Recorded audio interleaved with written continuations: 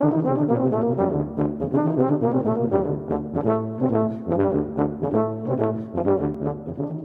and welcome to episode 171 of the Brass Junkies. I am your host, Andrew Hitz, and I am joined by the always bubbly and entertaining Lance LaDuke. Lance, how are you? I'm fine. This was a really, really good episode with Principal Horn of the Cleveland Orchestra, Nathaniel Silberschlag. He is just wonderful. Amazing. Amazing. He's awesome. Yeah, I'm old enough I can say he's an amazing kid because Yep. I can say that unironically because Yep. I have offspring 4 years older than him. Yeah. So That's actually pretty funny. We wanted to thank Parker Mouthpieces for providing the hosting for the Brass Junkies. Parker Mouthpieces offers fine, customizable component mouthpieces for horn, trombone, euphonium, and tuba, including the Andrew Hitz Artist Model tuba mouthpiece and the Lance LaDuke Model euphonium mouthpiece. You can find out more at parkermouthpieces.com or follow them on Facebook, Instagram, and Twitter. Also wanted to tell you about a cool new project that we are not affiliated with, but we wanted to bring to your attention. It's called Diversify the Stand, and it's dedicated to working with diverse musical voices to create accessible educational music. Their first solo book is titled Winds of Change, and it features 12 different living composers and is for all ability levels. You can go ahead and learn more about that at diversifythestand.org. We've also got an event coming up, Lance. Did you know this? who does? We do. You're presenting a bunch of stuff. Good. It is in tandem with the Entrepreneurial Musician, and it is called the Brass Career Intensive. What you're feeling right now, Lance, and everyone listening, is excited. It is October 9th and 10th, and you can learn more at brasscareerintensive.com. But we are going to be talking about all aspects of having a brass career, and you will leave that workshop with a lot of skills that you need to excel at the various different ways that you can make money as a brass player today. So brasscareerintensive.com. Subscribe to our YouTube channel. We've got some new short videos which are coming out, which are just like pulling little nuggets of wisdom, which we told Will Houchin to find nuggets of wisdom, and all he's doing is pulling things from our guests. But you can fill in your own commentary there. And lastly, we've got a new store, pedaloutmedia.com/store. We are dedicating, we're giving all of our profits to the store on a month-by-month basis to a new charity. August was Cancer Blows, and actually, if you go to the store today, the day that this is released, then it will still go to Cancer Blows. Next month is the Mockingbird Foundation, which is a charity that I'm on the board of directors of, which we have given out almost $2 million in grants to help fund access to music education for children. Lance is showing a beautiful water bottle there from the Brass Junkies, and you can find shirts, and you can find a Target spit rag, which is really good. So check that out. And without further ado, let us get to this awesome conversation that we had with one of the best horn players in the world who happens to be 23 years old. His name is Nathaniel Silverslug. Hey, thanks for watching. If you want to see more content by the Brass Junkies, just click on the like and subscribe button. You'll have an opportunity to see some of the greatest brass players in the world, and Andrew and me. And today on the Brass Junkies, we are joined by one of the best horn players in the world who just happens to be younger than two of Lance's children. And his name is Nathaniel Silberschlag. Nathaniel, how are you? Good. Thank you guys for having me. I'm so excited to be here. You're going to have to speak up. It's the bad, with the He's just batteries in this one. I've been a fan of the pod forever, honestly. In all honesty. That's awesome. Yeah, that's really great. So for the two people listening who don't already know this, Nathaniel is the principal horn of the Cleveland Orchestra, and which is a pretty good gig to get from what I hear. You got to deal with Michael Sachs, which is you could argue some people would say is a little bit of a net negative, but yeah, no, he's a mensch, as we were texting the other day. But it's great to. You have a fascinating story. Like I'd love to actually start with your with your background, and then we can swing to you. You've already done so much by the age of 23 that we could fill like 3 hours.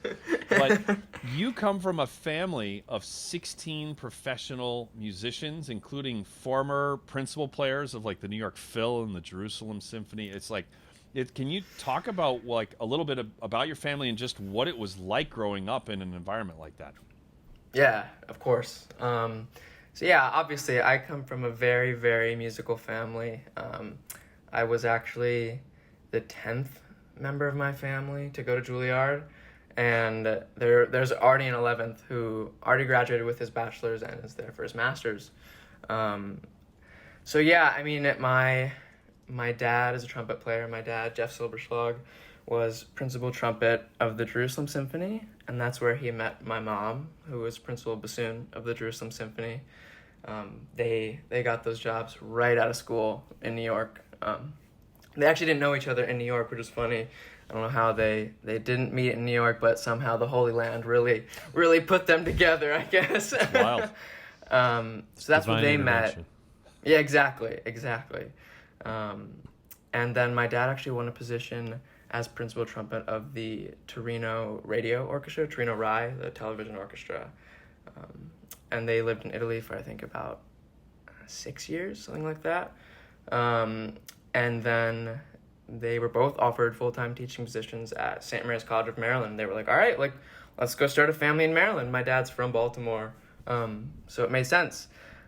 My brother is a trumpet player, Zach Silberschlag. He's principal trumpet of the Honolulu Symphony, Hawaii Symphony, I think now. The weather there is much nicer than in Cleveland, so it's it's a good vacation spot. No, I love visiting him there. And then that's my immediate family. And then my uncle on one side is Gerard Schwartz. The name may be familiar to some. He was former principal trumpet of the New York Phil, music director of Seattle Symphony, music director of LA Chamber. I don't need to read his resume, but yeah, he's my uncle. He married my mom's sister. My other uncle, John Manassi, clarinetist in New York. All my cousins play music now. My cousin, the cellist Gerard Schwartz. Yeah, so I mean, music wasn't like, I always joke around, like, I think when people hear about my family, they think like, oh man, that kid must have been like forced to play horn or like tiger parented into music. But like, that was so the opposite, honestly. Like, it was, the environment around us was music. So for me and my brother and obviously all the cousins, that like, we just felt like that's what was up. Like, that's what we were going to do. It was like, my parents were never ever like, go practice, do this, do that, or like, you have to be in music. But like, we just wanted to be. Like, they made us so a part of their world and their life that like, we couldn't help ourselves. I started playing horn when I was 3, which I know is younger than most. My parents, they had a horn that was wrapped an extra time around, so it was more compact and more smaller. It was a Hoyer, I think it was called a Kinderhorn. Still have it somewhere in my parents' basement.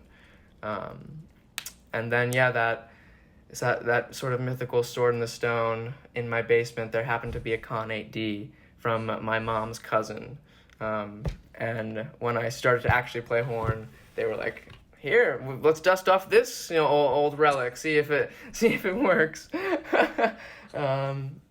But yeah, that's a little bit of my.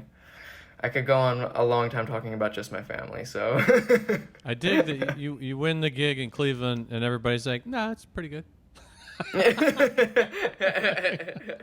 I mean, Uncle Jerry has been principal in New York Phil and has been the music director of a major symphony. But it's a good start for 21. Yeah, exactly. Yeah, hang in there. Yeah, and then of course my mom's father was Saul Greitzer, who was principal viola of the New York Phil. I unfortunately I never met him, but like, I hear he's the coolest guy. Wow, there's a lot to unpack there, Lance. I know, right? that people like us do things like this. So you grew up in this environment where it's not unique. It's just assumed, or not assumed, but it's Yeah. not unusual that someone would just disappear for a few hours to go practice and work on their craft. It's not exactly. unusual And that like you would listen intently to do stuff. exactly, and like growing up, and again, funny, I'm sure a lot of people experience this, but also during COVID, I spent a lot of time at home with my parents and my brother too.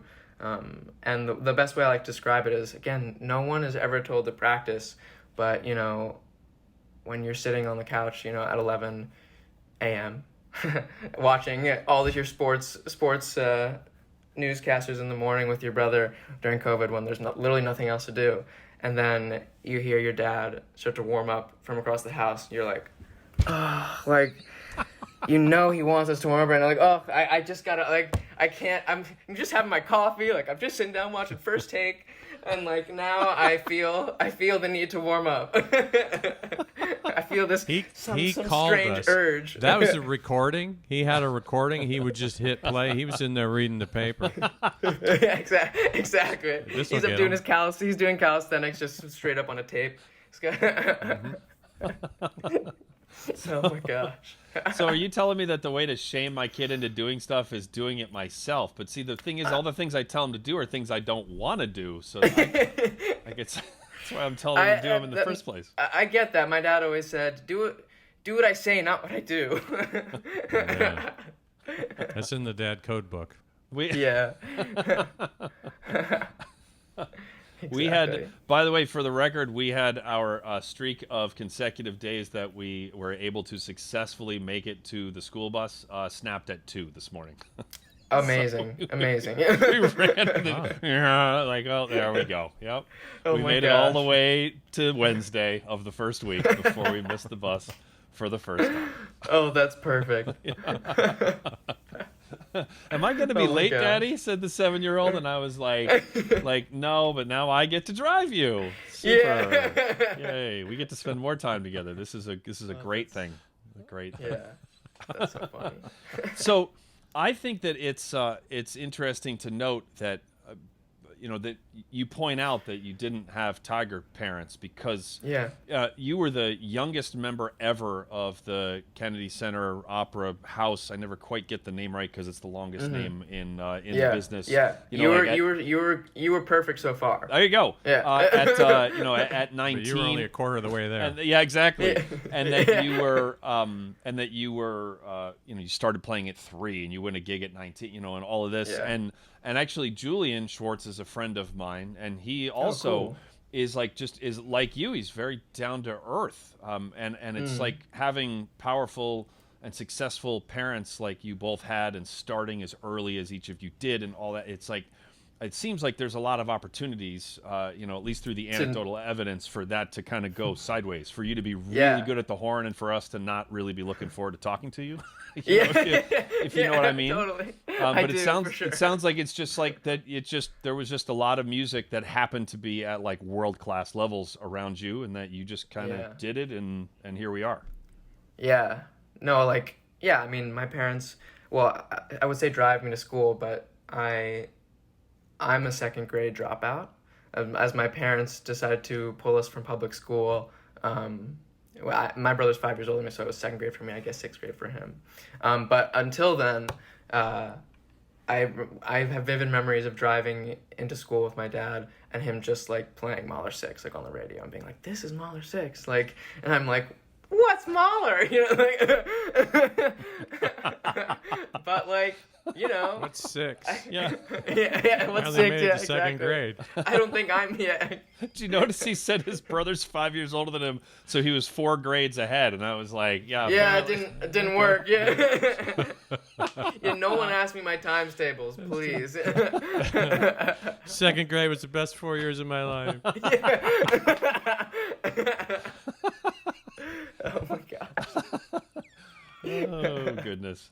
There we go. We're off the rail. How to play horn. There's a lot of real serious horn players who are like, "Would you please ask him about alternate fingerings or mouthpieces?" Right? They're getting very mad right now. Why don't you put your hand in the bell, please? Yeah. So what was your education like so it sounds like did you go to private school or did you get homeschooled? So we were homeschooled for the most part. I yeah, my dad started me on horn. He was my first teacher for a while. And then I had a private teacher from the Naval Academy Band, Tony Valerio, awesome guy. So he was my first kind of real horn teacher. But yeah, we were homeschooled, if you want to talk about the academic side. We were homeschooled, and after a while, my parents were doing so much traveling, and that was the brunt of it. They were like, finally they were going to take us out for another trip, and the teachers were like, okay, well, they're going to fail. And they're like, okay, well, like, we want to take our kids with us everywhere. So that's what they were like, well, they'll learn on the road, they'll learn on tour. And that's really what happened. There was my brother, the overachiever that he is, my parents started putting us in continuing education classes at the college they taught at St. Mary's College of Maryland. And accidentally, my brother ended up with a bachelor's degree at 17. And a doctorate at 22. Sorry. Yeah. That's an embarrassing thing to bring up to your friends at church on Sunday. It's like I just need to be up front with all of you. You're my sport. Yeah, my kid just accidentally ended up with a college degree at 17. Exactly. There was an administrator in that elementary school somewhere who was like, those kids have missed so much school. These kids are going to amount to nothing. Yeah. Totally. But yeah, so we were schooled by them. I would say, mostly on life and music, for sure. But then actually, I guess I want to say I was 12, actually. And my mom actually went to Juilliard with the one and only Julie Landsman. So being from Leonardtown, Maryland, where there wasn't actually a huge actual musical infrastructure, besides my parents, they were like, well, we gotta find. Yeah, Julie just texted. They were like, well, we gotta find this kid a real horn, like a real serious horn teacher. What do we do? And of course, my parents were like, well, let's call the best teacher in the world and see what she says. And of course, the ambition of my parents, they were like, would you consider teaching him? And of course she was like, well, no, I teach at Juilliard. You live in Leonardtown, Maryland. That's not going to work. I also only teach college students. But she was so gracious enough to be like, let's have a Skype lesson and I can maybe refer you to someone. So I have this so burned in my memory forever, but 12-year-old me, my parents sat me right in front of a computer, and there was Julie, like, super gracious, super nice to even show up. And I think the very first thing I played for her was Ravel Piano Concerto horn excerpt in G, which, if you're familiar, is something a 12-year-old should not be anywhere near. But of course, my parents didn't think about that, and they were like, he can play it, so why doesn't he just play it? It's over there with the knives. Just go have fun. Yeah, exactly. So I played it. I don't remember how it went, but I think she was impressed enough to be like, okay. At the time, she had just retired from the Met, and she was actually doing some guest principal at the Kennedy Center Opera House Orchestra. And she was like, I'm going to be in D.C. some. I'd be happy to see you in person, like, when I'm there. So, like, the luckiest 12-year-old on earth, I got, like, some very, very early exposure and lessons with JFL. Which was amazing, like early Caruso stuff, I am so grateful for that time and for my parents, but also for Julie being willing. And so, I don't know, I want to say we had probably an amount of lessons you can count on both hands. And finally she said, I think, I love teaching you, but you need a weekly teacher, I think at this point, she'd come down really over the course of an extended amount of time. So I think at this point I was already 15 now. And she was like, so I want to set you up with Sylvia Alamina, who was second horn of the National Symphony Orchestra for Long time. long time. Yeah. And me being very attached to Julie already, I was like, no, like I just wanna study with you, blah blah. But again, like another decision that was made for me that like I am so grateful for. Like Sylvia, I mean I call Julie and Sylvia just like my second moms, but like they really like, I can't thank them enough. Sylvia, I guess I studied with her for 3 years. I was in Brass of Peace, her awesome high school brass ensemble that she runs in Virginia. And that was amazing. That got me ready for the world and for my auditions and for Juilliard. And that's where I ended up. I don't think not so coincidentally. And yeah, I was there for 4 full-ish years, but we can talk about that. Like,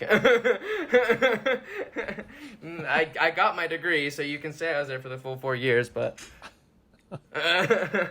there are 3 of us on this call that have some college experiences in our past.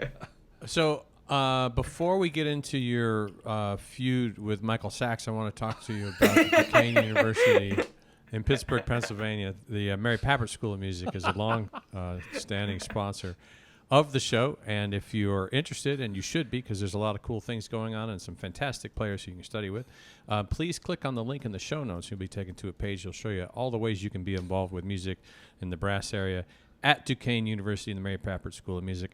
And very, very special thanks to Jim Nova for making that possible. Jim Nova can't stand Michael Sachs either. I mean, Sachs is just he's just not a good person. I don't know what it is about that guy. Yeah. So here's like a podcast interview question. Are you ready? Yeah, I'm ready. I wasn't talking to you. No, yes, I was talking to you. So, you've listed 4 teachers so far. What's a lasting? So your father, then the Naval Academy. Naval Academy. Right. So, what is your lasting impression, or what was like one major takeaway from each of those 4 teachers? How about that? That's a pretty good question right there. It's a pretty good question, I have to say. Not bad. Yeah, I'm gonna need an out. Take one right now. I think, in all honesty, I think the thing that really all 4 emphasized was tone and sound first. That was priority for each one of them. Obviously, as brass players, we're so caught up on accuracy, rhythm, and intonation, but like the literal sound is what we hear first. That's the thing that we start to hear immediately. So yeah, I think and it's not that they all had the same exact sound concept, but just the emphasis of a good sound, I think was really key for me in my priorities in practicing and growing. Well, let's get in the weeds a little bit about that. So sound is always a difficult thing to talk about it's a difficult thing to describe. But procedurally, what sorts of things did you have to do to get the kind of sound? 2 parts. What did you have to do to get the kind of sound that you wanted to get, and how did you know the kind of sound you wanted to get? So more good questions. That's like 3 in a row that are good. I know, it's pretty sweet, honestly. Come on. Yeah. Whoa. Yeah. So I think the thing that in the end worked for me most, how I accomplished actually both of that, is really something Julie and I worked on a lot. And that was finding inspiration. But what I mean by that is not always thinking like, it can be abstract is what I mean, finding the inspiration. For me, a lot of the time, Julie knew that I was a very visual thinker.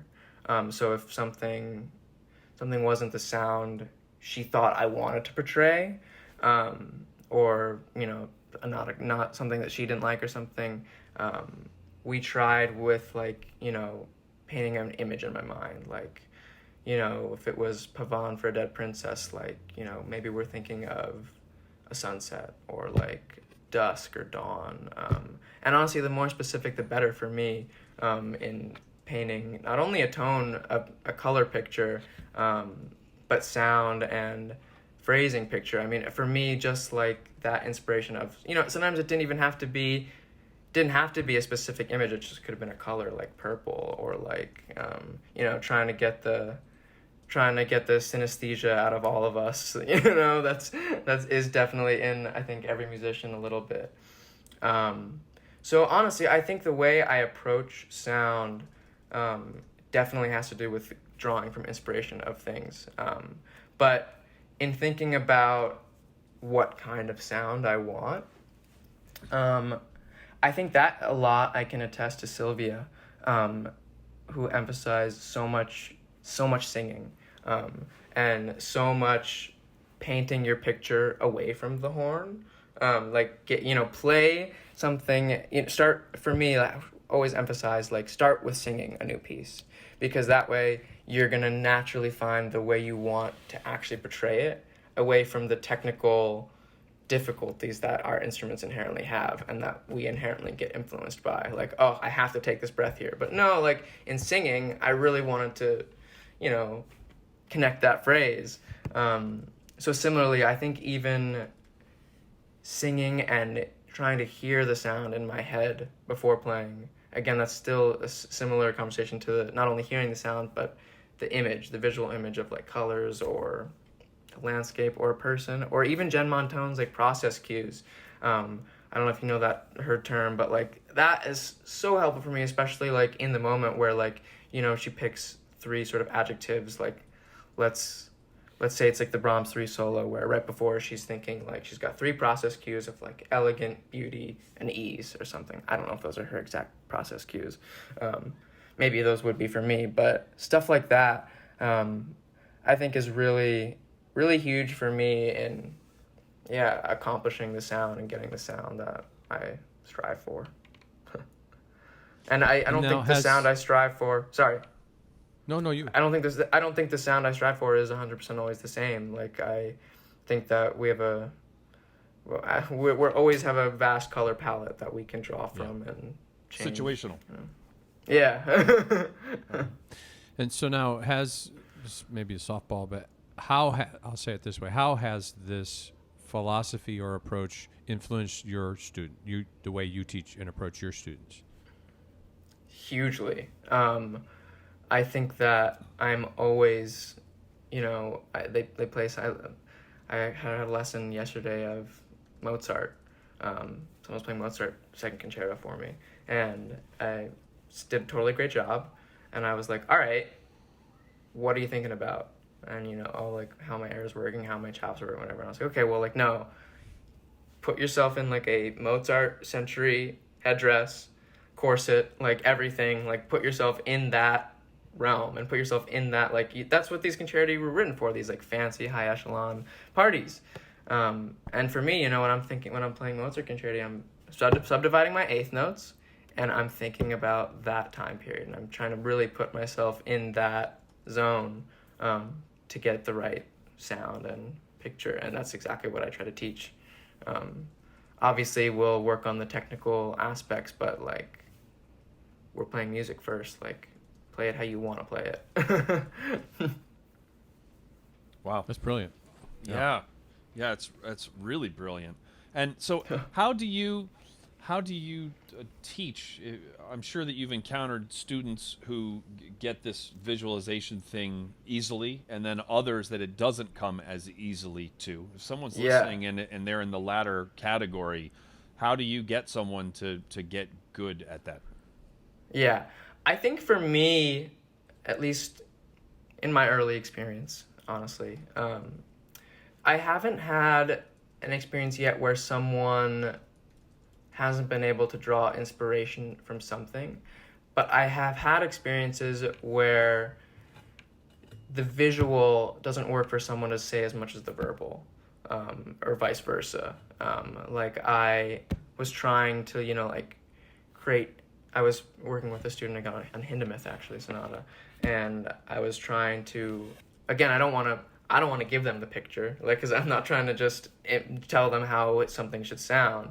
I'm really trying to draw out how they want to play it and what is inspiring them about this piece. And I don't think it wasn't really working. They couldn't really. There wasn't a specific color or a specific, image that they could attest the Hindemith sonata to, which I think is fine. Like, it's not as melodious as some things. But I went straight to the verbal, like the process cues. I'm like, okay, well, if you don't know what this piece of music looks like, what do you think it sounds like, or what are you trying to portray? What emotion are you trying to portray in this phrase? And that's really started to work. And just even, I think it can be powerful to just lightly pencil in your process cue above whatever you wanted. Just that action, honestly, I think can ingrain something in you of the way you want to play something. Yeah. Wow. So do you spend much time? Oh, go ahead, Andrew. No, I was just going to say that that you just alluded to in like a little side comment in the middle of that about how you're early on in your teaching, journey, right? Yeah. And which is a wonderful self-awareness, because you're an amazing musician, but if you're the exact same teacher at 43 that you are at 23, then you're doing something terribly wrong, right? And yet you've already stumbled on the one important thing, because it was modeled for you your whole life, just like it was for me. I was also spoiled in the teacher department, which is that like some students you tell them purple, and they go like, oh, and then others will look at you and be like, how the hell do you sound purple? Yeah. So Exactly. It sounds like you're already go out of your way to teach the student who is in front of you. Yeah, I try. Yeah. No, but I am now in my first couple weeks of being on faculty at Baldwin Wallace University and Cleveland Institute of Music. And I think maybe the most amazing thing that Sylvia and Julie both do is, of course, they are the top-notch of teachers, but they teach you how to be your own teacher, inherently teaching you how to teach. And even furthering more that, Julie was so nice enough to, throughout COVID, of course, everything was online, so it gave me the opportunity to be really active in her studio class and co-teaching with her, almost the whole pandemic, honestly. I think it was Tuesdays, studio class, and even some lessons, was really, really instrumental for me. Of course, our 4 years, or more than 4 years of lessons, gets me the groundwork of how to be a teacher. But just being able to watch Julie work and see how she says things in a more attentive manner of okay, well, I have to actually now say these things as well. It was so helpful and so instrumental in fast tracking me to really feel comfortable teaching quickly. And it was so awesome. And it was really just fun, not only to be able to teach with her, but also just to have an outlet every week. Gosh, everyone knows COVID was hard, COVID was lonely, and just to get on Zoom for an hour and a half and see all these awesome horn players, it was amazing. So yeah, I'm forever grateful. Do you have students in your studio who are older than you? I actually don't think I do currently. Yeah, I think COVID helped that one out, I guess. The mulligan of a year got me a year older, Yeah. There's a couple of years where that could still happen, I guess. Do you teach undergrad and grad? Yes, but right now I've only undergrad right now. It's a funny, Andrew, all three of us had a similar experience in that I got in the Air Force Band at 23, 24, I can't remember. Andrew, you joined Boston Brass when? 24. So at that point, then you've got this gig and then this authority to go stand in front of people and tell them what you think, and it can be intimidating. So you feel like, well, couple of years ago, I was right there, or a couple of months ago, Yeah. I was right there. So Yeah. how are you, do you feel that? And then how are you kind of just like putting one foot in front of the other and dealing with those feelings? Oh, 100%. Yeah, I think, like probably the biggest thing on my mind going after winning the job was like, how am I supposed to be colleagues like with these brass legends that I've worshipped all my life? Like, how am I supposed to sit there and like be their peers? That's of course, and like, how are they gonna look at me and accept me and like be like okay with that? So what's And the for answer? sure- How do you sit there? Yeah. Yeah, and for sure that was like that weighed on me for a while until I came to that realization that's gonna sound so cliche that I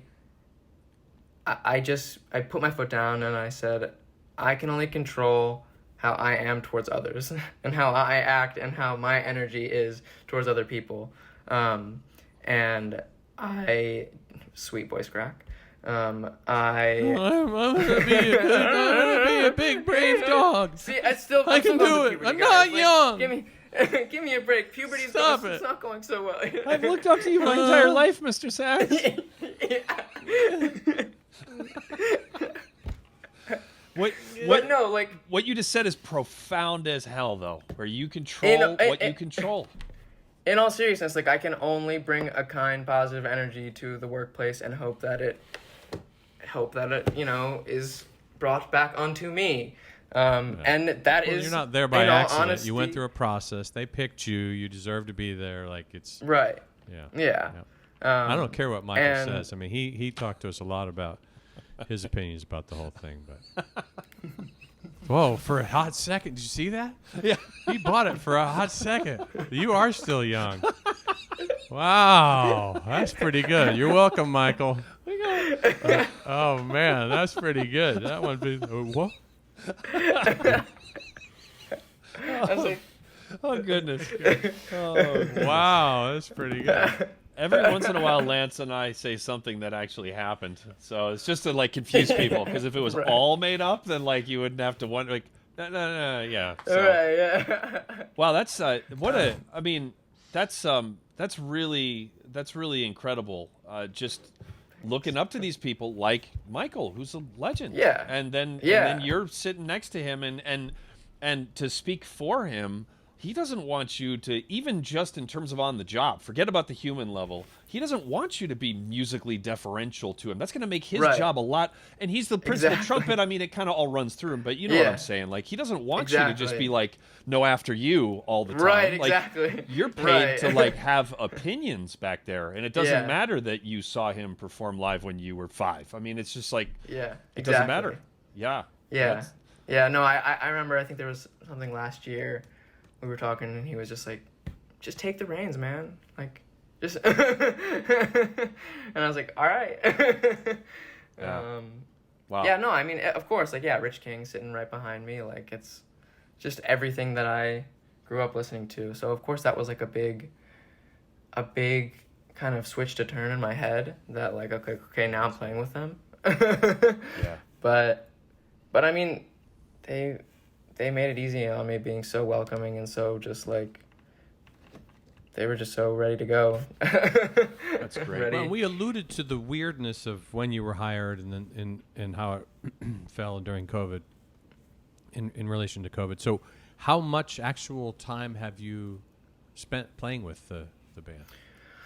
So I think, let's see, I started officially back in, I guess, September 19. So I had really only played about 8 months until COVID hit, 7 or 8 months. So it was like, we were like 3 quarters through through the season. We were just about to go on our Europe tour when everything got canned. And then we are, thank the heavens, back right now. We're back at Blossom. It's not a full season by any means, but we're playing every week at Blossom right now. So I guess you can add another couple months onto that. Technically, the aggregate is, I guess, around 10 months now. But yeah, it was not even a full season before COVID hit. Wild timing.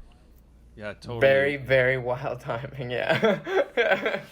Well, I want to ask you about joining the Kennedy Center Opera House Orchestra when you were 19. But I think first we were going to hear from Lance has something he just really needs to get off his chest. I keep forgetting to bring this up, but Houchin Horns aims to spread the joy of music through providing the highest level of products, services, and resources to the brass playing community. Did you know that, Nathaniel? I knew that, actually. I was waiting until you were ready to take the drink before I asked the question. So Houchin Horns stocks the finest makes of brass instruments, including Bach and Conn-Selmer, Eastman and Shire, Slingenberg, Schmidt, Paxman, Tyne, and Yamaha, among many others. They have a 15-day money-back guarantee with free shipping on all new instruments and accessories with multiple easy financing options on all inventory. Terms and conditions apply. I wanted to also let you know that you can browse the extensive news and resources page on Houchin Horns for great pedagogical info, articles, interviews, videos, and events. Actually, Andrew and I spent some time there on one of our bonus episodes and had a heck of a good time. There's some really fantastic stuff there and all. Rare and random seriousness. And so you can enter, they have over 200 unique videos on Houchin Horns' YouTube channel, which is youtube.com/Houchin Horns. And, if you enter the promo code Junkies at online checkout, you get 10% off your purchase from Houchin Horns. Some limitations apply. Thank you very much to Houchin Horns for being a sponsor of the Booyaka show. Booyaka. I couldn't have said it better. So again, I don't know what it is with your feuds, but you and Mark Houchin, what's the can we just get this out in the open? Can we get this conflict behind us? Are you talking to me? I wasn't sure. We're just how many times is he going back to that well? So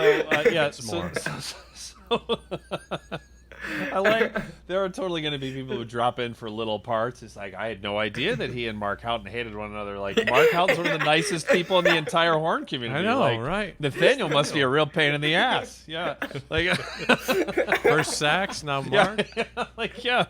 Like who doesn't get along with Michael Sachs? Apparently this kid. Yeah, there you go. Apparently this. So you, what was it like winning a job? And it was assistant principal to Mr. Jeffrey Pilkington, but at the age of 19, like what was that like? Yeah, it was pretty wild. I always say that.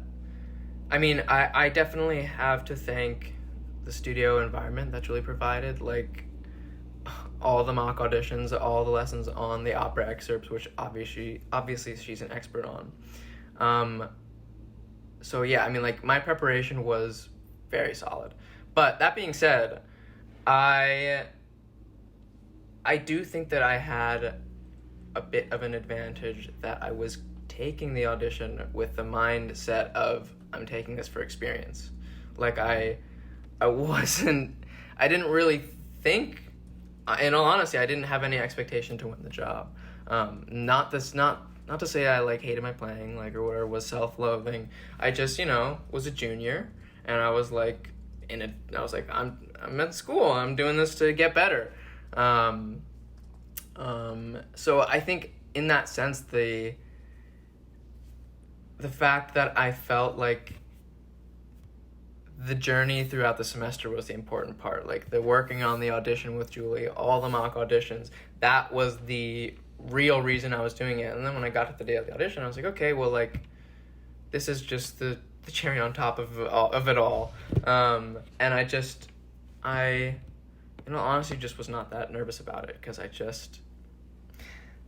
didn't have any high expectations for myself. And I think because of that, it lent itself to a playing of like Taking No Prisoners, playing with a band, and I was just like, I'm just gonna give this my best shot. I can only be the best me on a given day. So yeah, I mean it was screened all the way through. I'm sure they were shocked to reveal behind the screen a 19-year-old kid with a huge pimple.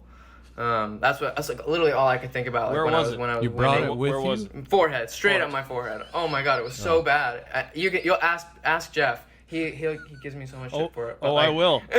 Yeah, no, but like like they were like they they came back and they were like personal manager was like, "Hi Nathaniel, like the committee selected you as the winner. Like we'd like to reveal you.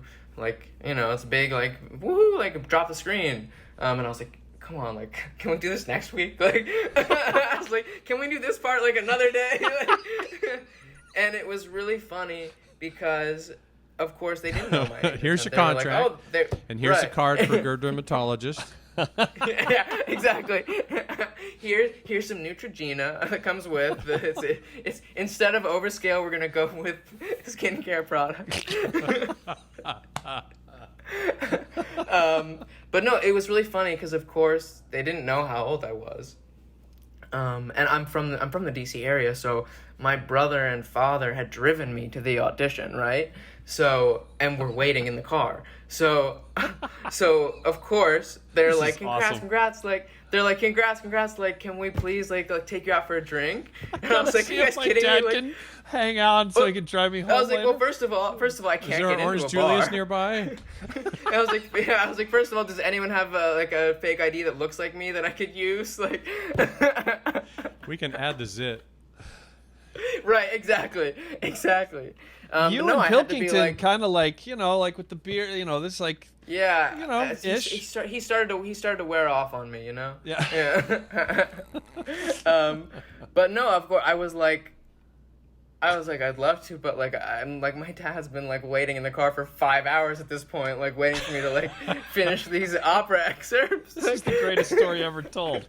The zit, your dad is like, just like he's already read the whole paper. It's just, Like- yeah, right? Yeah. He's gotten to the end of the so internet. funny. Like, what is Exactly. taking him so I long? did the jumble, Yeah, and literally. I already read the It's comic. taken a long time. I guess this is a good sign. So what? Okay, so what did your dad say when you told? Did you like walk outside to tell him, or did you text him, or did you call, or like how did you deliver him the news? I texted him actually because, of course, he was like so thrilled I was advancing in the audition, but at the same time he had been sitting in his car for like hours, so he was like, he wanted updates. He was like, It's it's like getting there a was while. this So much of him that thought you just fell asleep somewhere. Right? Yeah, I was just somewhere. My son's 19. Like, probably is either just, really good like- news or he's gone. Like, Yeah, he got another exactly. ride home and didn't tell me. Exactly. Just Yeah. a little bit of doubt. Exactly. So then when I knew that they when the personal manager came in and was like, okay, you've won, like we're gonna bring you out there, and I was like, okay, like let me text my dad so I can just like let him know really quick. I texted him and I was like, okay, it's gonna be a while probably. Wow. But then in the end it wasn't, like it was like, because they wanted to go out and they wanted to take me out, and I was like, I have to leave, I'm sorry. It's probably the only time that's ever happened. Usually it's I like, know. yes, you named the restaurant. Yes, yeah, like, and please, you're like, yeah. sorry. Sorry, Like great my check. mom probably cooked dinner, like I gotta go. I got to go warm down. Yeah, literally. I have a routine. That's why I just won. Yeah, at 19. excuse me. Yeah. Excuse me, I've got to go do I gotta go do my intervals paper down. route. Maybe I can Yeah. meet you later. So, Jeff Pilkington is one of the best humans that I've ever met. I he's, wholeheartedly agree. Yeah, he's like, he is so good at what he does that he could totally get away with being a pain in the ass, and he could still, he's like one of those few people who could I totally know. be hard to work with, and he would Exactly. still excel in the music business. Exactly. And yet he is just like, It's the best. he's crazy steady just as a human. He's consistent. He's an amazing Yeah. musician, of course, but Yeah. what was it like learning on the job how to play principal horn in an orchestra like that from someone that's not only that great of a musician but also just that great of a role model? Unreal. Like, honestly, like, it was so instrumental in making Cleveland work.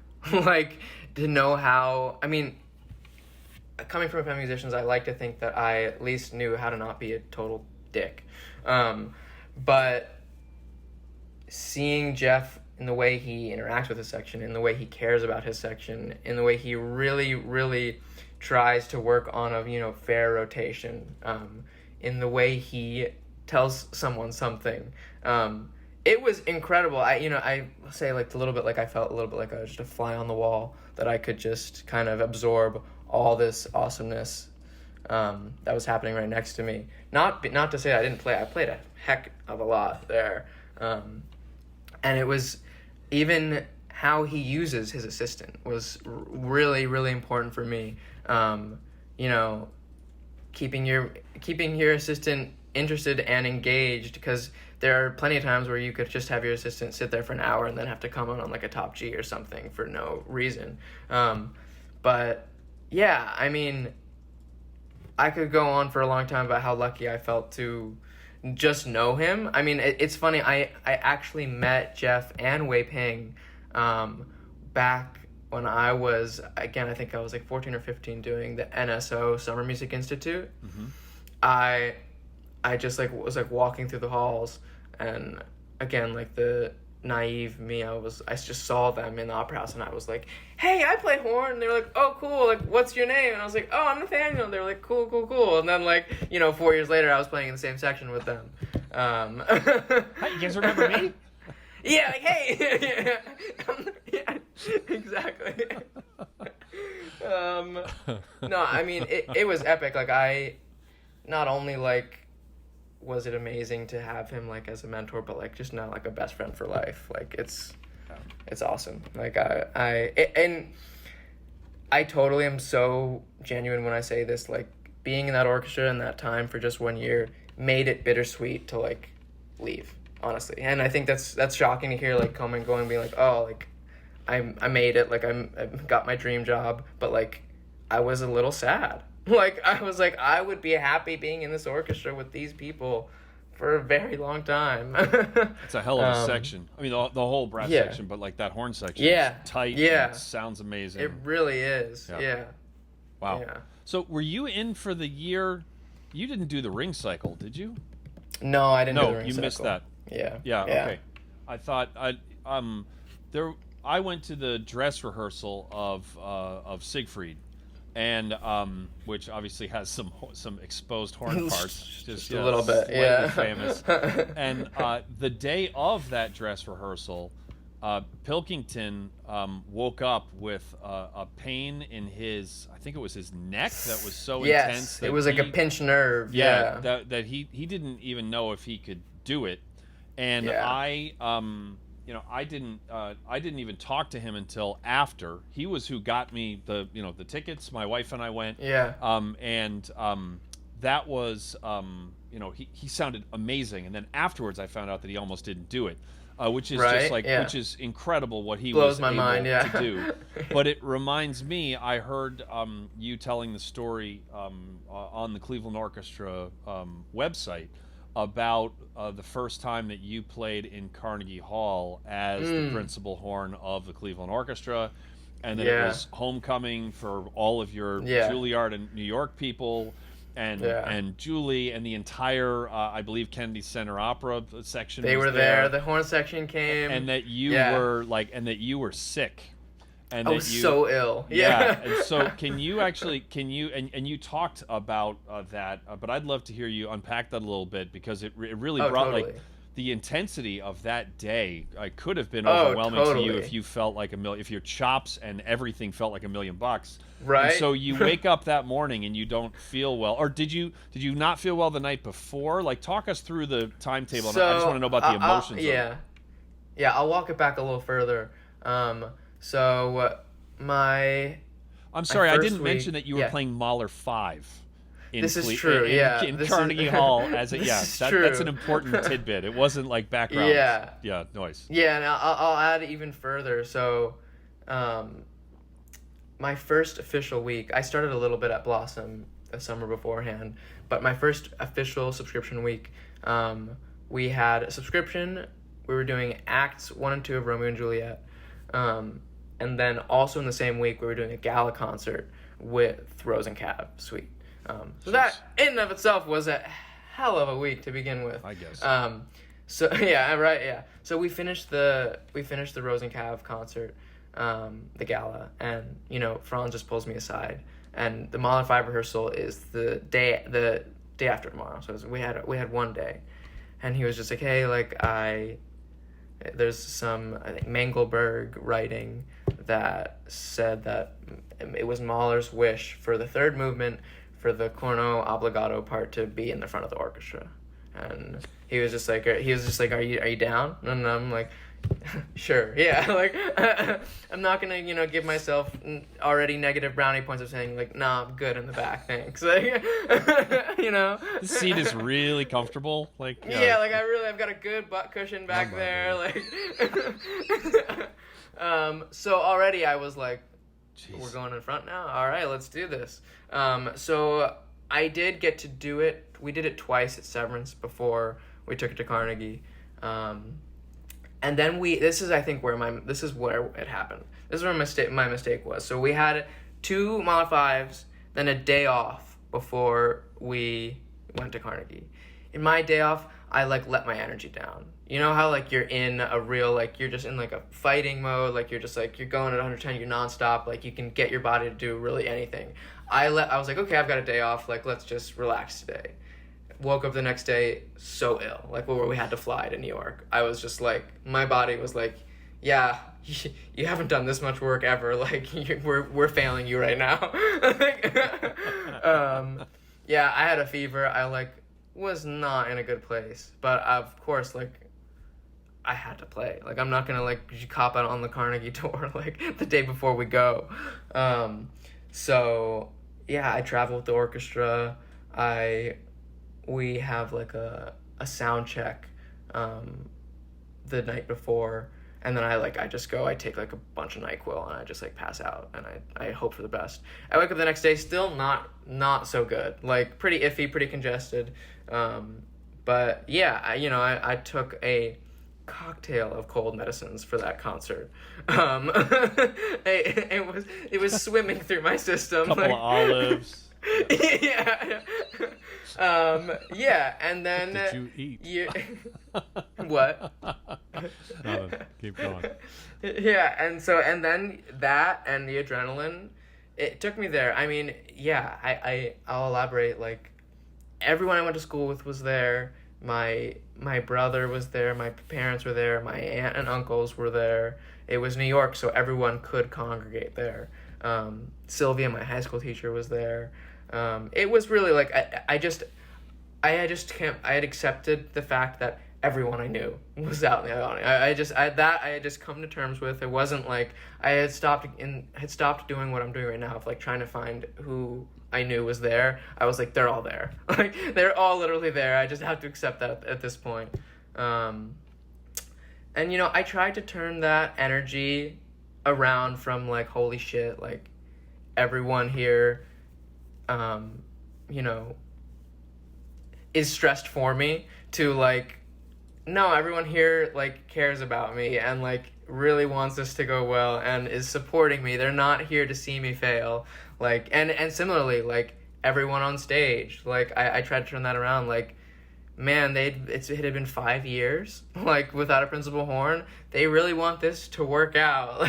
They want this to go well. And so I really think that sort of positive visualization on the situation was a good way for me to try to rewire my trains of thoughts.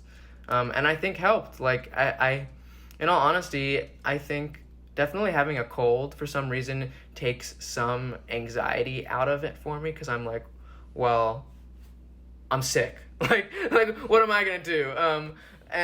But the sense of just the community and how everyone, literally I think most everyone except probably for a couple people, were really just genuinely wanting it to succeed for me, and I tried to really take that energy.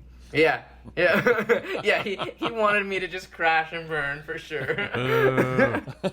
He did it in Morse code though. No, this actually was really cool. It's something I'll remember literally my whole life. But when we were doing solo bows, Franz, so I got first solo bow, and then Sax got his, and Sax on stage, everyone's clapping, walked over to me and took my arm and raised it in triumph, I guess. And it, for me, that was literally the best moment of my life. I was wow, I'm literally having an out of body experience. This is crazy.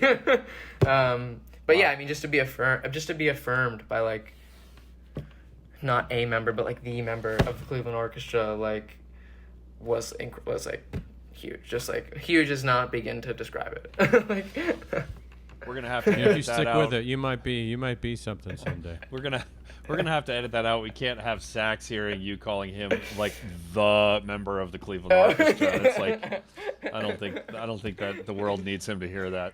So, if you're listening to this and you just heard that, it means we got too lazy and forgot. So yeah, there you go. That's powerful stuff right there. I mean, Yeah, you know, it was. I mean, you're the trumpet. I don't care how many times you've done it. It's Mahler 5, it's Carnegie Hall, your solo bow. Even Yeah. Michael Sachs doesn't get to experience that 30 times in a career. It's he had never done Mahler 5 in Carnegie. and Never.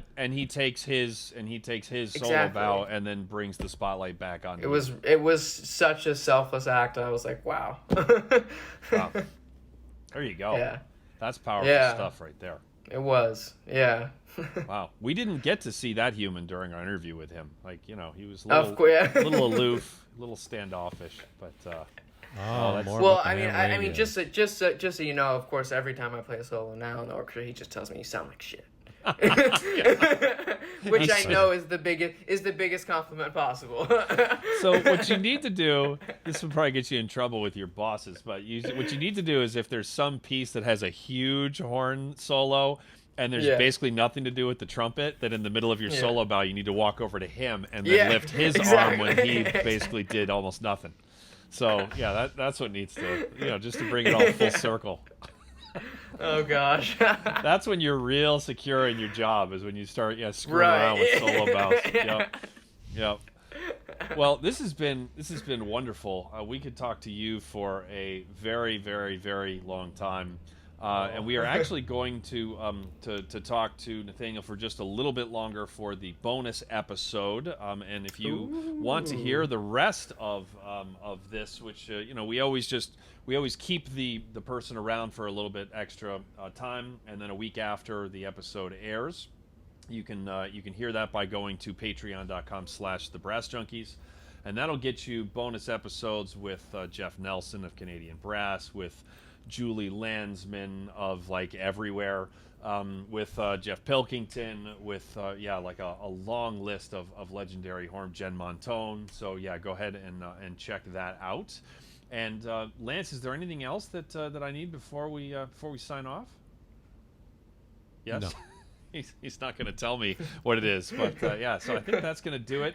Nathaniel, this has been wonderful. This has been awesome. Oh. So Thank you guys. No, I've had such a good time and so fun just talking to you guys. I'm sure as a longtime fan of the show, this must have been an honor for you. Yeah. So Life It was, honestly. When I got that message, I was like, all right. Yeah. Andrew, if I was there with you right now, Andrew, I would take your Yeah. hand. Yeah, exactly. All right, man. We are awesome. changing the world with this podcast, Lance. Yeah. I'm telling you. It's like people think it's easy to sit behind this mic. No, we're doing important work here. So, Yeah. I'm Just just ask glad us. that I remembered to hit record in both places this time. So Right. that's good. So anyway, thank you to Principal Horn of the Cleveland Orchestra, Nathaniel Silberschlag, for joining us, and Lance, as always, thank you for joining me. Thank you guys for welcome. having me. And That's the that least is I going to could do. do it for this episode of The Brass Junkies. I could have talked to him for a very long time. Yep. Oh, That's a nice human. Yeah. I don't often mean it when I say we should get together, but I said that to him, and I think I'd get together with that dude. Yeah. And now with the cottage, still no water, by the way. We're calling it. Well, I'll tell you, it's no longer a lake; it's a meadow. It's officially a meadow because meadow has doesn't make me want to scream. But anyway, I'm not that far from the meadow to his day gig or night gig, I guess it is. there you have it. yeah. Yeah, that was great. What is really remarkable to me is how well he is able to put such advanced concepts into words so readily in terms of like teaching and as a playing. I mean, there's not a long list to say things lightly. To put it lightly, there's not a long list of people that play any instrument as well as he does at the age of 23. But then that crazy tiny list is like, there's a fraction of that list of people who can, I think, explain it that well. You know, I think there's a lot of people who are natural players, which I'm not labeling him as, but you know, who have trouble explaining it, have trouble talking process and teaching. And it was very clear from this conversation that he has spent, well, that he's had great teaching, but that he's already a great teacher. I mean, just his ability to break down some of these concepts was impressive. He just seems a lot more grounded. I mean, I had similar. I mean, you and I both hit our careers running at about the same age. He just seems to be way more grounded as a human being than I was. Yeah. I had plenty of responsibilities. He just seems better grounded and more able to tackle those things than in retrospect I was. Yeah, It'll be fascinating to watch his career. I was still firing in all directions. So at the age of 23, so which we get into a little bit, but yeah. Well, and you know, people talk about it is of course newsworthy that he's 23 and has this gig, and then you listen to the show and you go, well, he's been playing for 20 years, which is not an exaggeration. That is a literal statement. So it is not a surprise when you look at the entirety of it. In a way, I mean, you know, these kinds of comparisons get bandied about all the time, but you look at Tiger Woods or someone who is who excels in their field at a young age. And David Childs. The word prodigy's not a good. Yeah, David's another perfect example. But prodigy implies that they had some sort of gift. There's all this baggage that comes with it, but he's been working at his craft since 3. So the gift that Nathaniel and David Childs and some others had is that they were surrounded by, you know, such great music at an early age, which neither one of them can take any credit for whatsoever, and they would both agree. However, I've spoken with David saying, like, anybody who even quietly to themselves thinks like that you play like you do because of your dad or because of your uncle, or, you know, like, no, it's clear that you have absolutely worked your ass off to get where you are.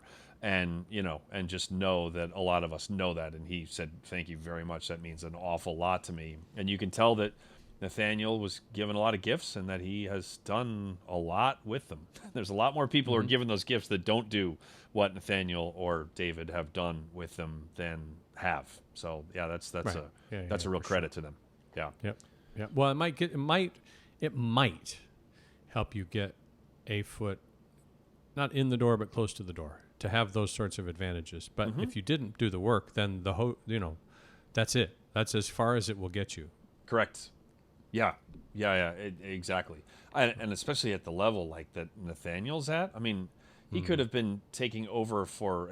He gets into this. His father is a trumpet player. Maybe his father could have been the principal horn before him, and he could be taking that job over from his father. But if he was just like really good, but not like principal of the Cleveland Orchestra good, he's first of all he would never have gotten the gig. But he sure as hell ain't gonna keep it. I mean, like, yeah, there's. Right. They're not going to deal with him for 40 years just because he's nice and his dad was good before him. I mean, this is like, that's not the way that, it's not the way that level of the orchestral world works. So, yeah, and you can hear that he's still hungry. You can hear that that there's still a fire there, which I guess you could say he's 23. Like, it'd be really bad if there wasn't. But, like, he's already, climbed the mountaintop, right? You know, it's like, but you can hear that he still has a lot more left to say, you know, which is important for him and his really happiness. Yeah. Yep. Yeah. Well, I guess that's I'm drawing it back to me again, where I got the Air Force band gig, not hoping to play in a professional band for my entire life. So it was like it was just the carrot that I just pursued, and then I got the gig, and then I understood what the gig was. Right. And I think that may be why he's more grounded. It was just that there's so many things that he wants to do in that chair compared to what I wanted to do as a member of a 65-piece band. Sure. Interesting. Yeah, it is interesting. And I didn't have any plans of leaving Boston Brass, when I joined, but I also knew that with there's like a real short list. It's like you can count them on one hand, right? Of people who have played in professional touring brass quintets like for 30 years. So I mean, like I can think of like 2. So yeah, well, no, 3. One's passed away, but yeah, it's not a long list, right? So No. yeah. So hence, phase 2 was inevitable, even if I certainly wasn't on my radar when I was 24 and winning that job. So yeah, this was a really good one. There's going to be a lot of this that I will be thinking about for a while. And oh wait, what was the quote? I can only be the best me on a given day. That's a quote and a half right there. Yeah, he had a bunch of great quotes. Yeah, he did. Fall out of his pie. Yeah, he did. Yeah, really good stuff. So and I got him good. Boy, that was funny, wasn't it? you did get him Holy good. Holy smokes! I didn't see that coming. I thought for sure, There was a pause. I made my day. Yes, for sure. Michael Sachs will be texted like, yes, no, you need to watch it. Don't listen, watch. Yeah. So yeah, that's good stuff. So, all right, Lance, that's it for this one. Thank you to everybody for listening. For the bonus episode, you will learn that he learned about being about what a conductor does as he was walking on stage to solo as a 7-year-old in Italy. The quote, "I have no idea what you were doing when you were waving your arms," might have been uttered to his father. A great story of his cousin, who's world-class cellist Julian Schwartz, like swindling his brother out of an entire collection of toys. And also a Juilliard rep class story starring Mark Gould. So yeah, that's and also the one piece of music that he's never performed before that he really wants to, which is one of like the real powerhouses in the Sleigh horn. Ride. I didn't see that. Exactly.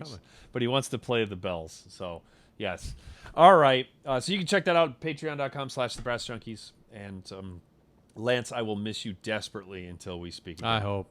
I hope so. That's going to do it for another episode of The Brass Junkies. You've been listening to The Brass Junkies on the Pedal Note Media Podcast Network. If you would like to hear the bonus episode featuring today's guest, please visit patreon.com/thebrassjunkies to learn how you can support the show and instantly access all bonus materials, as well as gain access to a special patron-only Facebook group. The Brass Junkies is produced by the amazing, wonderful, and truly inspirational Will Houchin. The theme music was composed by Fernando Dados and performed by Andrew Hitz and Lance LaDuke. We are at Pray for Jens on Twitter and Instagram and have a Facebook page at facebook.com/prayforjens. You can find out more about the Brass Junkies and all the other Pedal Note Media podcasts at pedalnotemedia.com. This has been a presentation of the Pedal Note Media Podcast Network.